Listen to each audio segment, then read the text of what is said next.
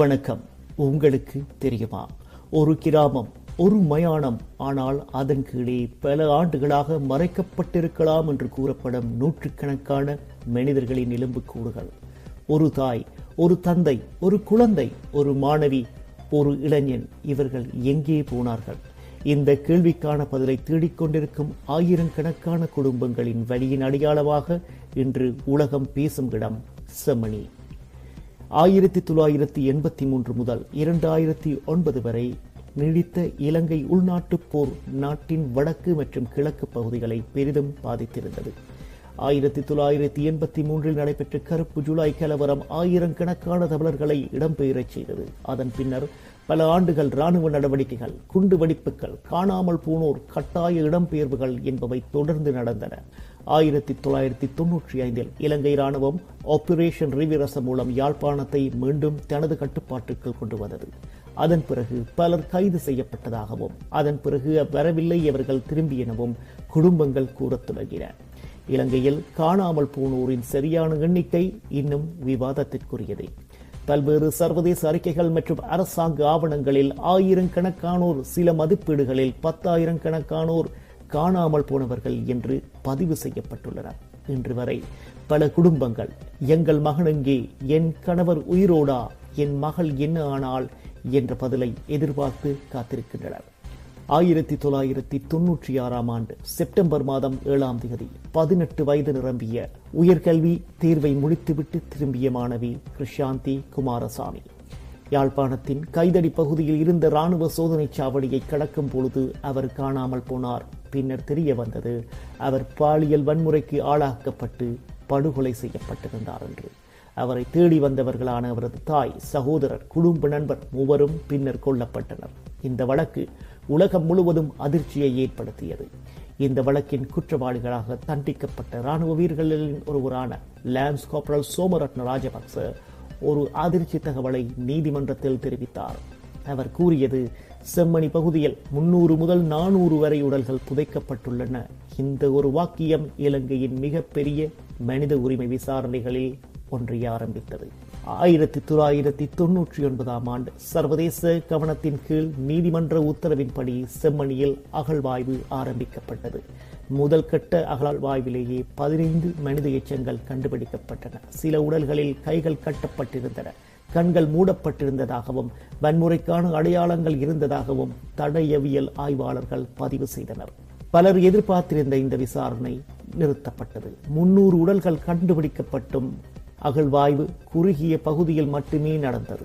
பின்னர் அரசியல் மாற்றங்கள், பாதுகாப்பு சூழ்நிலைகள், சட்ட நடைமுறைகள், வளங்களின் பற்றாக்குறை போன்ற காரணங்களை முன்வைத்து விசாரணை பல ஆண்டுகள் மந்தமானது. Amnesty International, Human Rights Watch, International Commissions for Jurist, ஐக்கிய நாடுகள் மனித உரிமை அமைப்புகள் உள்ளிட்ட அமைப்புகள் சுயாதீன விசாரணை, DNA பரிசோதனை, காணாமல் போனோர் அடையாளம், குடும்பங்களுக்கு உண்மை வேண்டும் என்று தொடர்ந்து கோரிக்கை வைத்தன.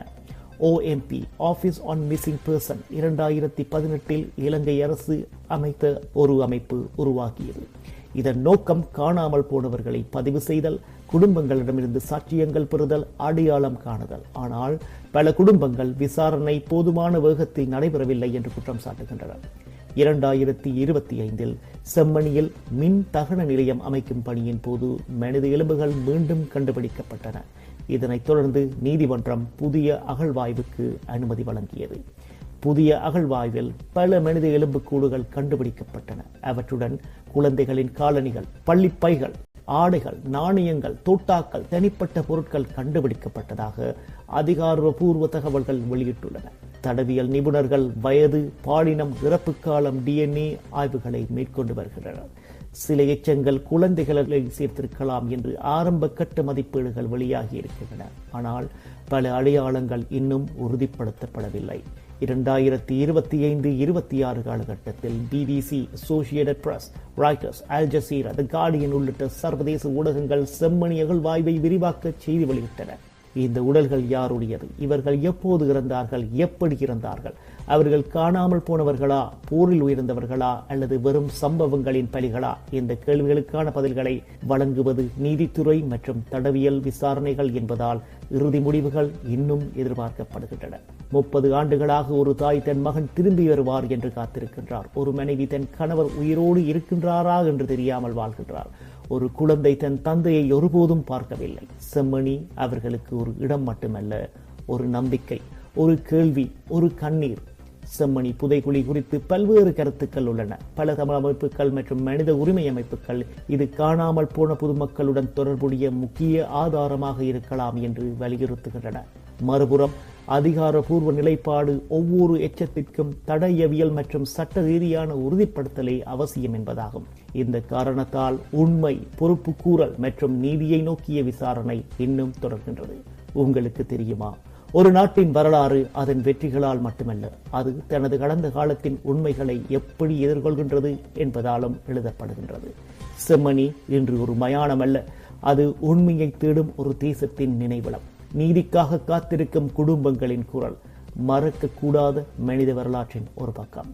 இது அமெரிக்க தமிழ் வானொலி மற்றும் அமெரிக்க தமிழ் ஊடகத்தின் உங்களுக்கு தெரியுமாவின் சிறப்பு அத்தியாயம். மீண்டும் இன்னும் ஒரு தகவலுடன் உங்களை சந்திப்போம். அதுவரை அன்பு வணக்கங்கள்.